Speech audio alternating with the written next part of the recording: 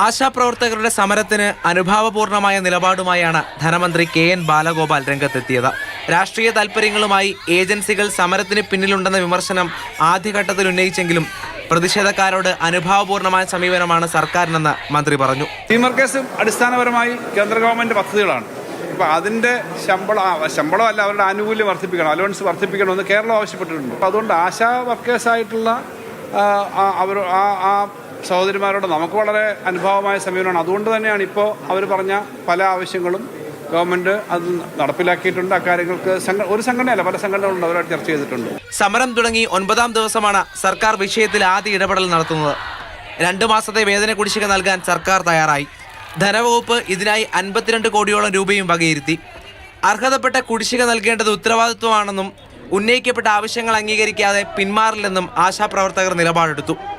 ഇതിനിടയിലാണ് സമരം അട്ടിമറിക്കാൻ CITU ശ്രമിക്കുന്ന ആരോപണവുമായി പ്രതിഷേധക്കാർ രംഗത്തെത്തിയത്. CITUവിൻ്റെ നേതാക്കൾ അവരുടെ PHSCകളിലെ ഉദ്യോഗസ്ഥരെ വിളിച്ചുകൊണ്ട് എത്ര ആശമാർ ഇന്നത്തെ പരിപാടിയിൽ മഹാസംഗമത്തിൽ പങ്കെടുത്തു, ഇന്നു മുതൽ എത്ര പേർ പണിമുടക്കുന്നുണ്ട്, അവരുടെ ലിസ്റ്റ് അടിയന്തരമായി വേണമെന്ന് ആവശ്യപ്പെടുകയാണ്. പണിമുടക്കിക്കഴിഞ്ഞാൽ ജോലിയിൽ നിന്ന് പിരിച്ചുവിടും, നിങ്ങൾക്ക് ജോലി ഉണ്ടാവില്ല എന്ന് പറഞ്ഞാണ് ഭീഷണിപ്പെടുത്തുന്നത്. പക്ഷേ നമുക്കറിയാം CITU അല്ലെങ്കിൽ ഈ ഗവൺമെൻറ് ഒന്ന് വിചാരിച്ചാൽ പറഞ്ഞു വിടാൻ പറ്റുന്ന ആളുകളല്ല, അങ്ങനെയല്ല അവരെ നിയമിച്ചിരിക്കുന്നത്. ആരോഗ്യവകുപ്പ് മന്ത്രി വീണ ജോർജ് സമരത്തെ അവഗണിക്കുന്ന നിലപാടും ആശാപ്രവർത്തകർക്കുണ്ട്.